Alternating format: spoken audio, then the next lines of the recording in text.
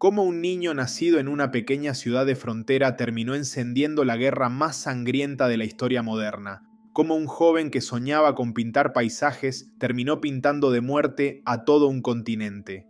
¿Somos monstruos por naturaleza o por elección?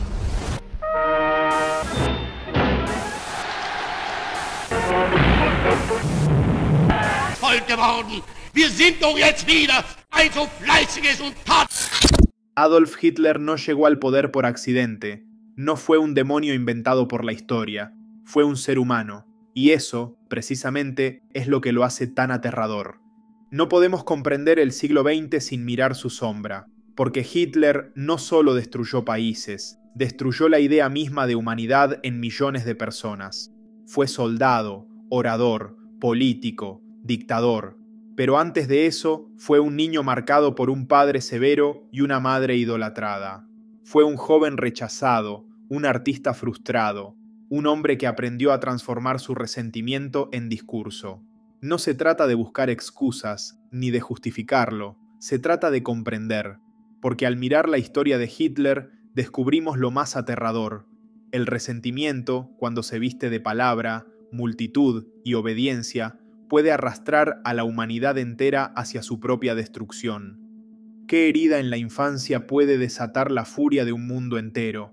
¿Qué inseguridad profunda puede esconderse tras la máscara de la autoridad? ¿Y qué parte de nuestra humanidad se oscurece cuando seguimos a aquel que promete grandeza a cualquier precio?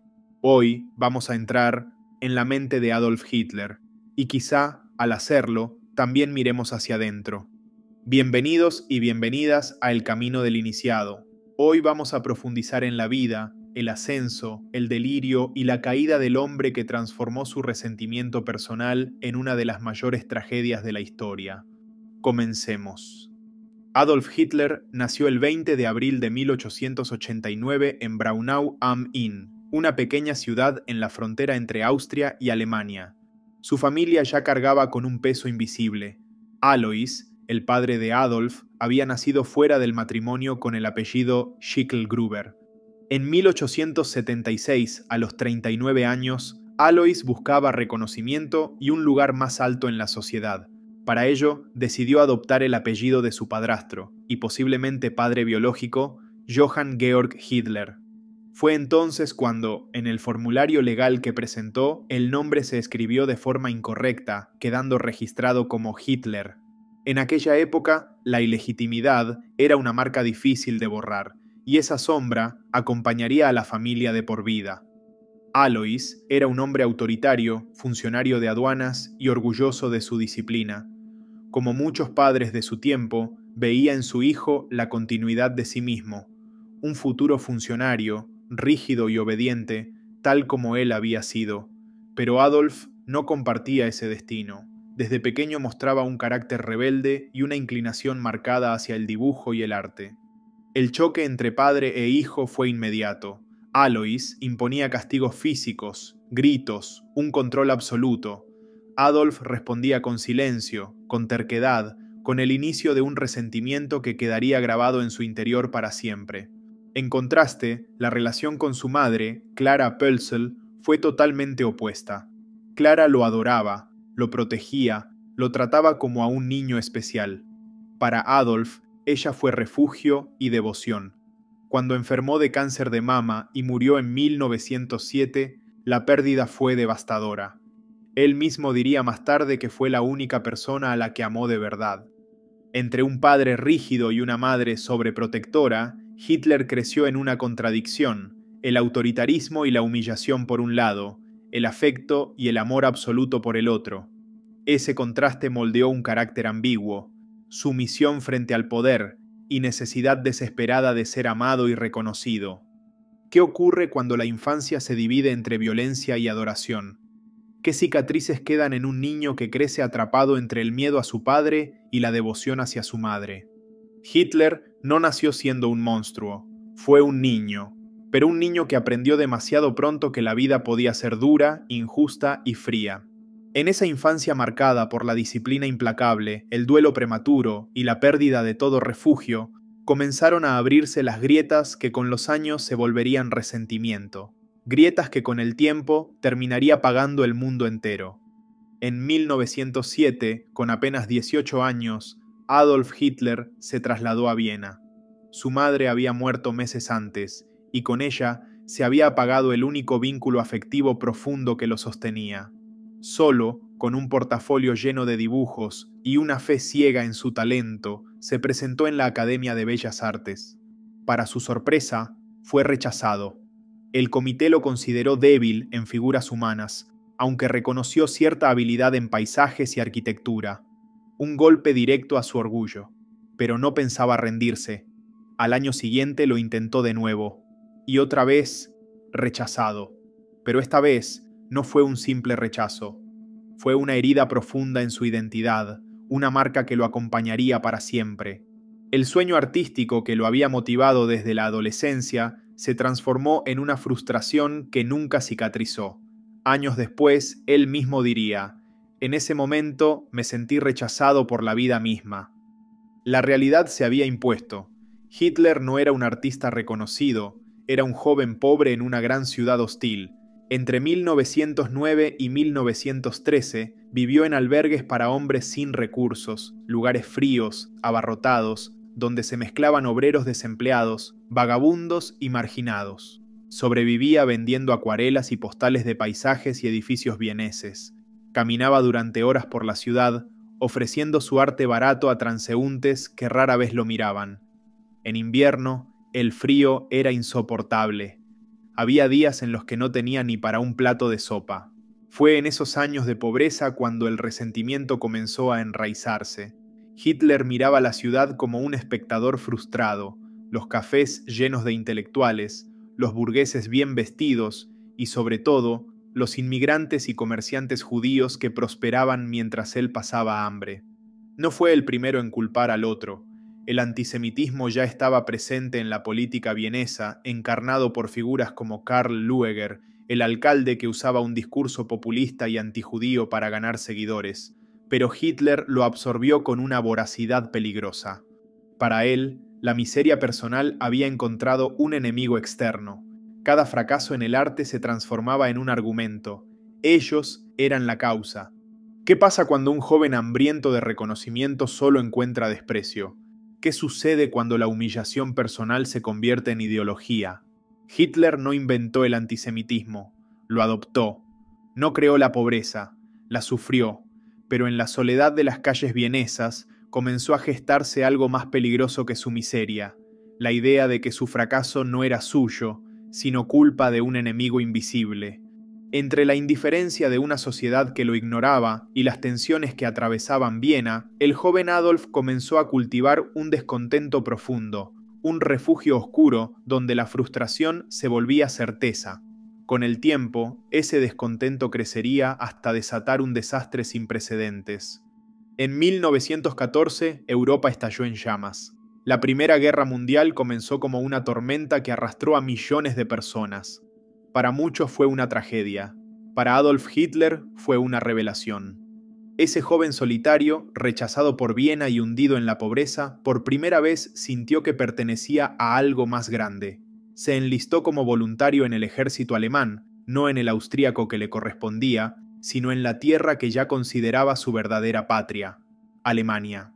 Fue asignado como mensajero en el frente occidental. Su tarea era peligrosa: llevar mensajes entre trincheras bajo el fuego enemigo.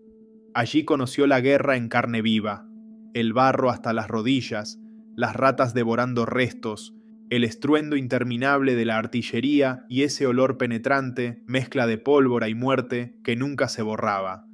Fue herido en la pierna en 1916 y regresó al frente tras recuperarse.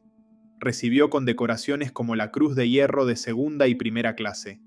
Pero más que medallas, la guerra le dio lo que nunca había tenido: identidad. En las trincheras, Hitler encontró un propósito. Ya no era un artista fracasado ni un joven perdido en albergues. Era un soldado del Reich, un hombre entre hombres, parte de una comunidad donde obediencia, sacrificio y lucha se convirtieron en sentido de vida. En octubre de 1918, a pocos días del final de la Primera Guerra Mundial, Adolf Hitler estaba en Werwick, Bélgica, cuando su unidad fue alcanzada por un ataque con gas mostaza que lo dejó temporalmente ciego. Fue trasladado a un hospital militar en Pasewalk, al norte de Alemania, donde recibió la noticia de la rendición alemana mientras aún se recuperaba de sus heridas. Ese momento fue decisivo. Para él, la derrota no fue militar, fue personal. En sus memorias diría que sintió como si todo el mundo se derrumbara sobre él. La Primera Guerra Mundial no solo moldeó a un soldado, moldeó a un fanático. De un joven perdido, nació un hombre convencido de que la lucha era su destino. Y con la derrota de Alemania nació también el mito de la traición, la semilla de odio que muy pronto iba a germinar. La guerra había terminado. Alemania estaba de rodillas. El imperio se había desmoronado. El Tratado de Versalles imponía reparaciones impagables. Y en las calles reinaban el hambre, el desempleo y la rabia. En ese caos, Hitler, aún marcado por la derrota, se quedó en el ejército como informante. Su tarea era infiltrarse en pequeños partidos políticos para evaluar si eran peligrosos. Fue así como en 1919 asistió a una reunión del Partido Obrero Alemán, un grupo insignificante con apenas unos pocos miembros. Allí escuchó un discurso contra el capitalismo, los judíos y el Tratado de Versalles. A partir de ese momento, algo cambió. Pero lo decisivo ocurrió poco después, cuando él mismo tomó la palabra. Hitler empezó a hablar, con furia, con convicción, con un magnetismo que sorprendió a todos. No era un discurso refinado, era visceral, una mezcla de resentimiento personal y nacional, transformada en retórica. Y el efecto fue inmediato. Los presentes quedaron cautivados. Ese día, Hitler descubrió su verdadero talento, la oratoria. Pronto dejó de ser un simple oyente para convertirse en el centro del partido. Sus palabras encendían multitudes pequeñas al principio, pero cada vez más grandes. Hablaba de orgullo, de venganza, de identidad nacional, y sobre todo, ofrecía algo que Alemania necesitaba con desesperación: un enemigo en común. En 1920, el grupo cambió de nombre, Partido Nacional Socialista Alemán de los Trabajadores, el NSDAP. Para representarlo, eligieron la esvástica, un antiguo símbolo indoeuropeo y solar presente durante siglos en culturas de Asia y Europa como signo de energía y prosperidad. Bajo la mano de Hitler, aquel emblema ancestral fue despojado de su sentido original y transformado en una marca política cargada de odio, misticismo y ambición totalitaria. Hitler estaba construyendo mucho más que un movimiento, estaba creando un personaje. Ya no era el artista fracasado de Viena ni el soldado anónimo de la guerra, era el Führer en formación, el salvador que prometía devolver la grandeza a Alemania.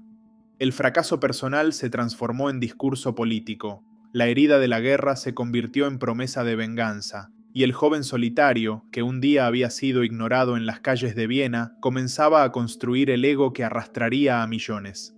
Así nació el orador, así nació el político. Hitler había encontrado su escenario, y a partir de entonces, cada palabra sería un ladrillo más en la construcción de un mito oscuro que pronto se convertiría en poder. ¿Qué sucede con la palabra cuando deja de ser diálogo y se convierte en arma? ¿Cómo un simple orador logra transformarse en el símbolo de una nación entera? El ascenso de Hitler no puede entenderse solo como la historia de un hombre. Fue también la historia de una nación quebrada, una nación que tras la derrota en 1918 quedó sumida en un vacío de identidad, humillada y empobrecida. El Tratado de Versalles fue más que un documento. Para los alemanes fue una sentencia. Alemania debía reconocer la culpa exclusiva de la guerra, pagar reparaciones gigantescas, entregar territorios y reducir su ejército al mínimo. El país no solo había perdido la guerra, había perdido el honor.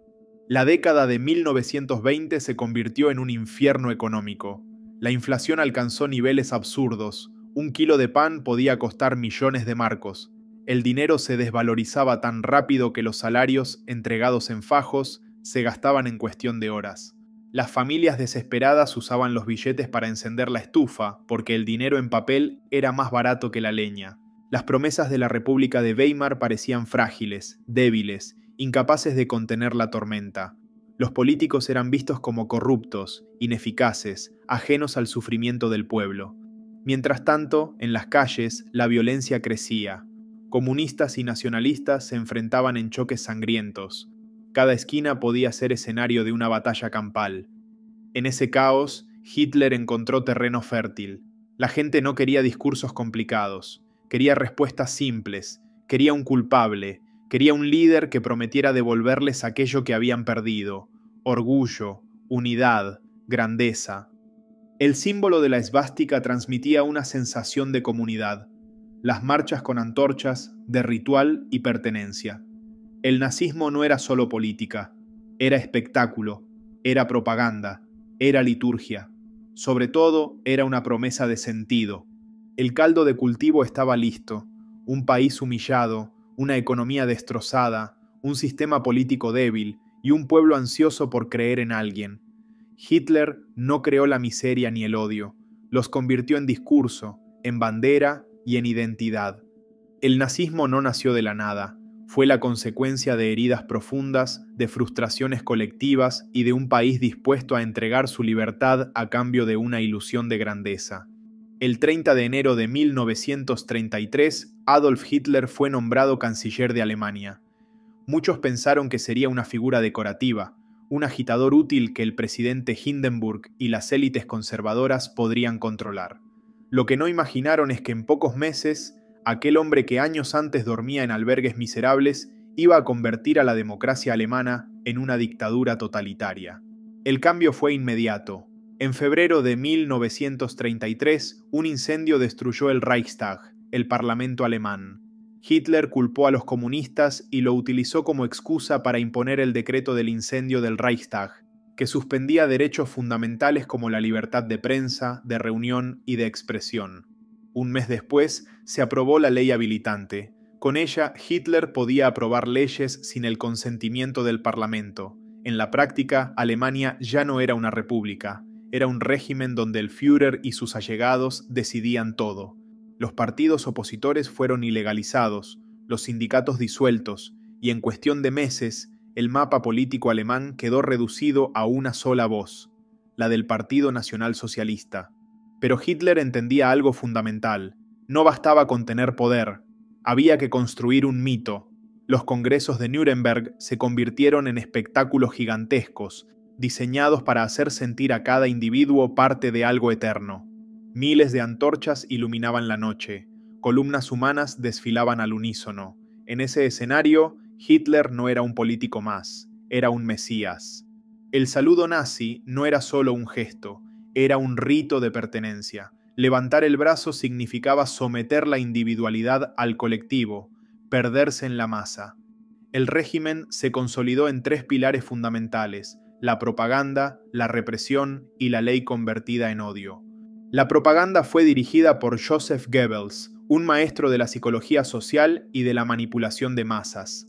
Carteles, películas, radios, canciones, todo transmitía el mismo mensaje: el Führer como padre, el judío como enemigo, la nación como cuerpo sagrado que debía purificarse.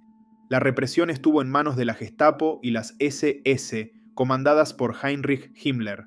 Nadie estaba a salvo. Vecinos, familiares o colegas podían denunciarte por una palabra indebida.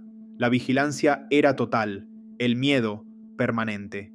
Al mismo tiempo, las leyes de Nuremberg de 1935 institucionalizaron el antisemitismo. Los judíos perdieron la ciudadanía, se les prohibió casarse con alemanes, ejercer ciertos trabajos o participar en eventos públicos. Ya no eran personas con derechos, eran extranjeros en su propia tierra.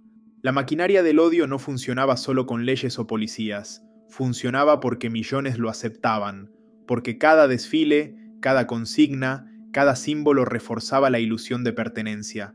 El niño golpeado por un padre autoritario había aprendido ahora a ser el padre autoritario de toda una nación.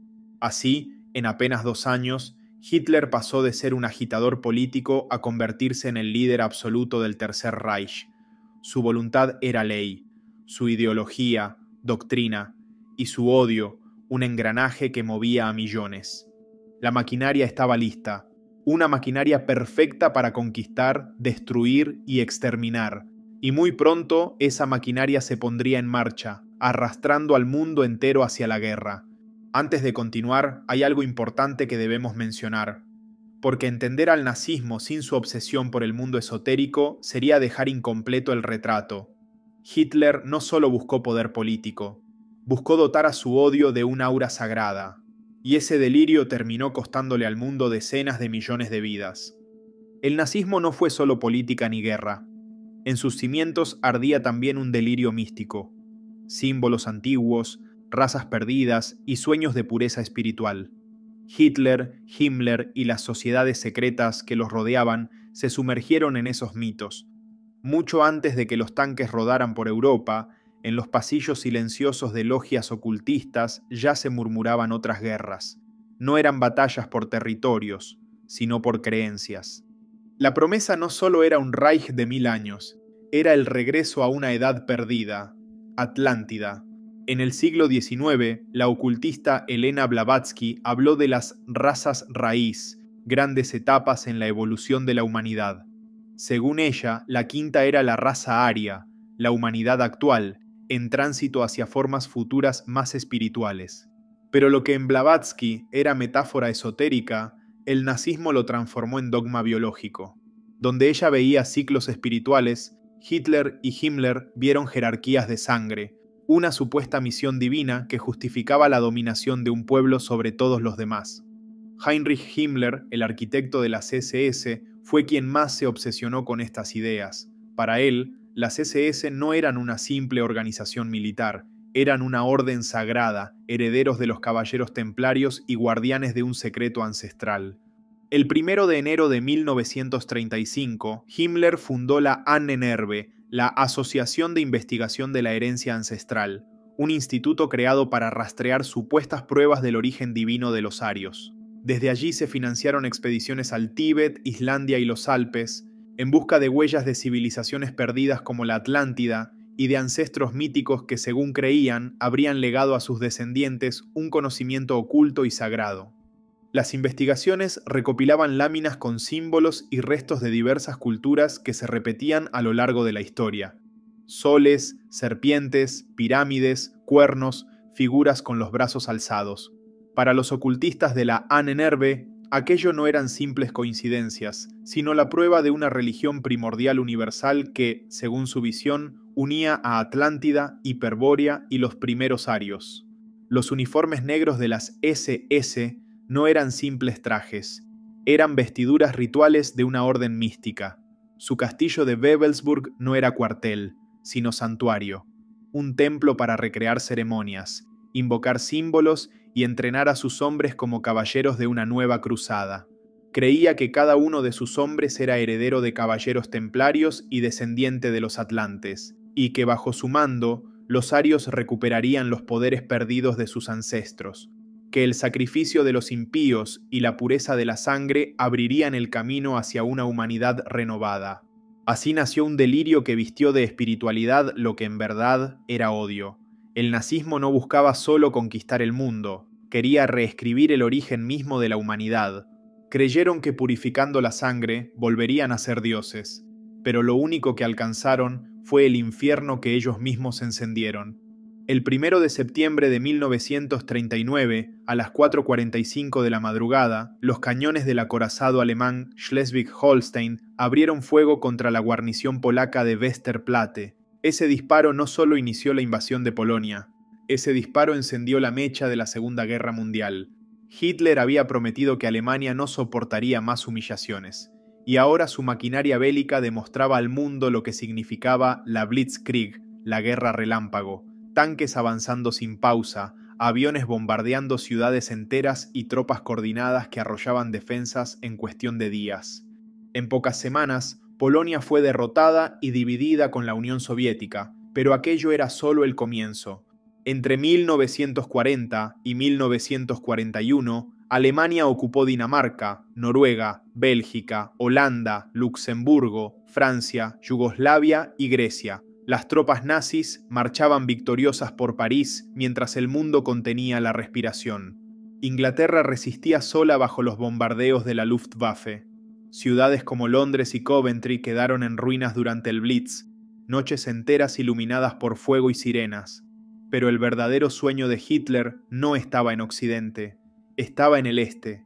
El Lebensraum, el espacio vital, significaba conquistar la Unión Soviética para colonizarla y someter a sus pueblos.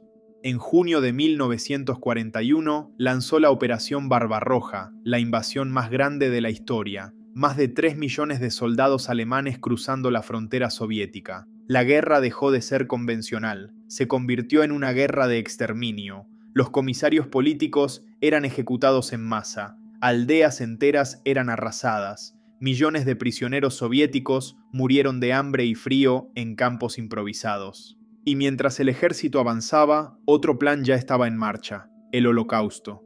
Primero vinieron las deportaciones y guetos, Varsovia, Łódź, Cracovia, barrios enteros amurallados, donde familias judías eran hacinadas en condiciones inhumanas, esperando un destino aún más oscuro. Después llegaron los Einsatzgruppen, escuadrones móviles que seguían al ejército y fusilaban a miles en campos y fosas comunes. Masacres como la de Babi Yar, en Ucrania, donde más de 33.000 judíos fueron asesinados en apenas 2 días, mostraron que la solución ya no era expulsión, era exterminio. En 1942, en la conferencia de Wannsee, altos funcionarios nazis oficializaron lo que llamaron la solución final al problema judío, la deportación sistemática y el asesinato industrial de millones de personas en campos de exterminio.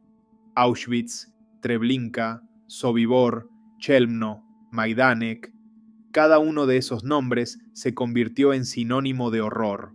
Trenes abarrotados de hombres, mujeres y niños llegaban día y noche. Las víctimas eran separadas. Los que podían trabajar iban a barracones. Los demás eran conducidos directamente a cámaras de gas disfrazadas de duchas. En apenas 20 minutos, cientos de vidas eran extinguidas. Los cuerpos se incineraban en hornos crematorios que funcionaban sin descanso. El Holocausto no fue obra de un solo hombre. Fue el resultado de una maquinaria en la que participaron burócratas que firmaban papeles, conductores de trenes que cumplían horarios, soldados que obedecían órdenes, vecinos que miraban hacia otro lado. Lo aterrador no es solo el genocidio en sí. Lo aterrador es lo normal que parecía en la rutina de un Reich que había hecho del odio una política de Estado. La guerra que Hitler había prometido como liberación terminó siendo destrucción. En Stalingrado, en 1943, el mito de la invencibilidad nazi se rompió. El invierno, el hambre y la resistencia soviética aplastaron al ejército alemán. Desde entonces, el Reich se desmoronó lentamente. Los aliados desembarcaron en Normandía en 1944, mientras el Ejército Rojo avanzaba desde el este. Alemania se cerraba en un cerco de fuego. La Segunda Guerra Mundial dejó más de 60 millones de muertos. El Holocausto exterminó a 6 millones de judíos, además de gitanos, prisioneros políticos, discapacitados y homosexuales. Fue un intento deliberado de borrar pueblos enteros de la faz de la tierra. Todo empezó con palabras, con símbolos, con discursos que parecían darle sentido al dolor de un pueblo. Pero ese dolor mal dirigido se convirtió en destrucción absoluta. La maquinaria del odio había alcanzado su punto máximo, y el precio fue el colapso de millones de vidas que nunca volverían. En 1945, el imperio alemán se desmoronaba. Las derrotas militares eran irreversibles. El desembarco aliado en Normandía había abierto un frente en Occidente, mientras el Ejército Rojo avanzaba desde el este. La maquinaria que alguna vez pareció invencible, ahora retrocedía entre ruinas y cadáveres. Las ciudades alemanas ardían bajo los bombardeos. Hamburgo, Dresde, Berlín, reducidas a cenizas en noches de fuego. Los trenes ya no transportaban ejércitos victoriosos, sino refugiados desesperados y heridos de guerra. En el frente oriental, el Ejército Rojo avanzaba con una furia implacable. La batalla por Berlín comenzó en abril. Calle por calle, casa por casa, los soviéticos se abrían paso entre los restos de la capital del Reich. Mientras afuera todo colapsaba, Hitler se encerró en el Führerbunker, un complejo subterráneo bajo la Cancillería del Reich. Allí, aislado del mundo, rodeado de leales cada vez más desesperados, pasaba los días dando órdenes que ya nadie podía cumplir. Su salud estaba deteriorada, manos temblorosas, mirada perdida, cuerpo frágil. El hombre que había hecho temblar a Europa entera era ahora una sombra de sí mismo. Pero su obsesión permanecía intacta, resistir hasta el final, aunque su pueblo se hundiera con él. El 30 de abril de 1945, cuando los soviéticos ya estaban a pocas calles del búnker, Hitler tomó su última decisión. Se casó con Eva Braun en una breve ceremonia íntima, y al día siguiente ambos se suicidaron. Él con un disparo en la sien, ella con cianuro. Sus cuerpos fueron incinerados en el jardín de la Cancillería, mientras el Reich se derrumbaba a su alrededor. El reinado de 1000 años había durado apenas 12. Así terminó la vida del hombre que había convertido el resentimiento en ideología y el odio en política de Estado. No con una batalla gloriosa, sino con un disparo en un sótano oscuro. No rodeado de multitudes, sino de ruinas y silencio. El final de Hitler no fue solo la caída de un dictador, fue el colapso de una nación arrastrada por un delirio colectivo, y fue también la advertencia más clara de lo que puede ocurrir cuando el odio, la obediencia ciega y la indiferencia se encuentran en un mismo camino. Oficialmente, Adolf Hitler murió el 30 de abril de 1945 en su búnker de Berlín. Esa es la versión aceptada por historiadores y respaldada por testimonios de los que estuvieron allí. Pero desde el mismo final de la guerra surgieron dudas, rumores y teorías que siguen vivas hasta hoy. El cuerpo de Hitler nunca fue mostrado públicamente. Los soviéticos, que hallaron los restos, fueron ambiguos con la información. Eso alimentó la sospecha. ¿Y si Hitler nunca murió en Berlín? Los soviéticos fueron los primeros en entrar al búnker. Encontraron restos carbonizados en el jardín de la Cancillería, pero desde el comienzo las versiones no coincidían. Unos informes hablaban de cuerpos incinerados, otros de cadáveres intactos. Stalin incluso llegó a insinuar que Hitler había escapado. Décadas más tarde, la confusión se hizo aún mayor. En Moscú, los rusos mostraron un fragmento de cráneo atribuido a Hitler, pero los análisis forenses revelaron que pertenecía a una mujer. En cambio, la mandíbula y los dientes, comparados con radiografías originales, sí mostraban ser auténticos. Algunas teorías aseguran que logró escapar en avión o submarino hacia Sudamérica. Argentina, Chile y sobre todo Patagonia aparecen como escenarios recurrentes en libros y documentales. Incluso en 2017, análisis de los supuestos restos custodiados en Moscú confirmaron que pertenecían a Hitler, pero el misterio ya estaba instalado en el colectivo popular. Más allá de su destino personal, lo cierto es que el nazismo no terminó con su muerte. Cientos de jerarcas, científicos y oficiales lograron huir. Muchos encontraron refugio en países de América del Sur, amparados por redes clandestinas conocidas como Rat Lines, con la complicidad de simpatizantes y hasta de sectores de la Iglesia. Pero hubo un caso aún más polémico: la Operación Paperclip. En secreto, Estados Unidos reclutó a más de 1.600 científicos, ingenieros y técnicos nazis. Muchos habían trabajado para el régimen en proyectos militares y médicos.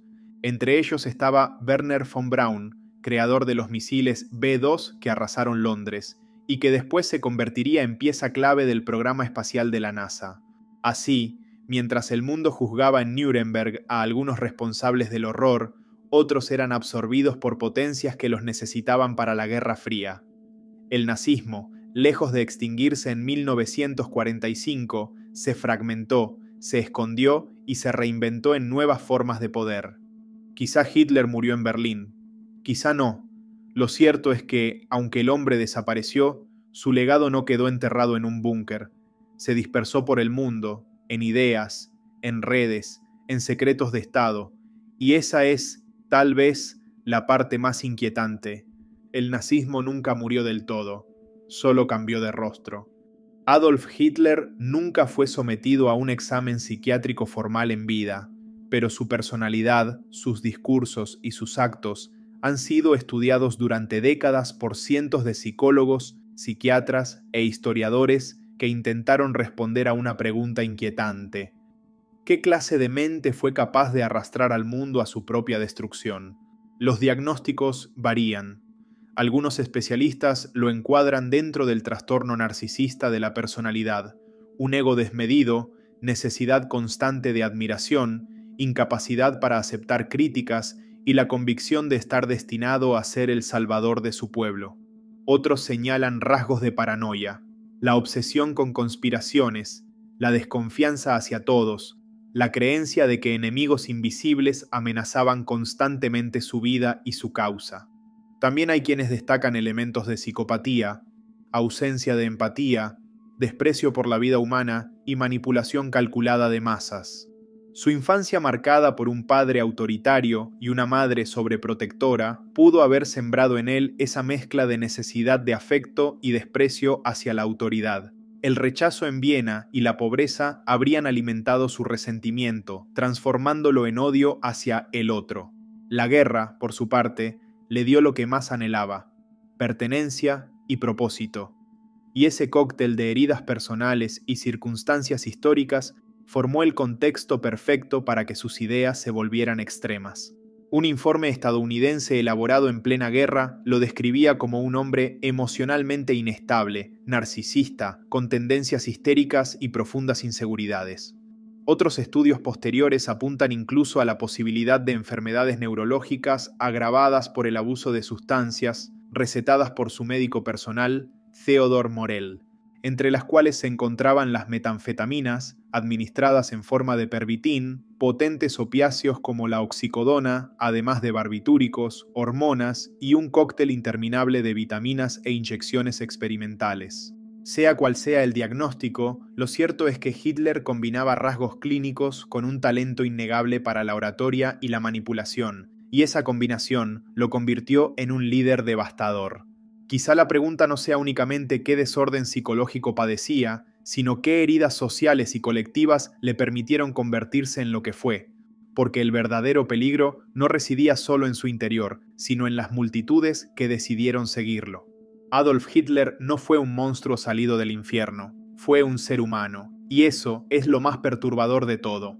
No tenía poderes sobrenaturales, ni un intelecto prodigioso, no fue un genio malvado, sino un hombre herido, resentido y obsesionado que supo hablarle a las heridas de millones. Y ahí radica la lección más inquietante: el mal absoluto puede nacer de heridas ordinarias, de frustraciones comunes, de dolores que cualquiera podría haber sentido. Hitler convirtió su fracaso personal en resentimiento, el resentimiento en discurso, y el discurso en un imperio del odio que arrastró al mundo entero a la guerra y al genocidio. Pero lo verdaderamente aterrador no fue solo él, fue la multitud que lo escuchó, que lo siguió, que lo obedeció, porque la maquinaria del Reich no funcionaba con una sola mente, sino con millones de voluntades dispuestas a callar, obedecer o mirar hacia otro lado. El mal no siempre se presenta con rostro de demonio, a veces se presenta con rostro humano, con promesas de grandeza, con palabras que parecen ofrecer sentido. La pregunta es: ¿sabremos reconocerlo la próxima vez? ¿O dejaremos que la historia, una vez más, se repita detrás de un rostro distinto? Un solo hombre puede incendiar el mundo entero, pero solo si millones deciden llevar la leña. Gracias por llegar hasta el final. ¿Qué te pareció este video? Si te hizo reflexionar, dale me gusta, suscríbete a El Camino del Iniciado y activa la campanita para no perderte los próximos episodios. Cada semana exploramos juntos el lado profundo de la psicología, la historia y el alma humana. Y recuerda, cuanto más conocimiento poseas, más libre serás.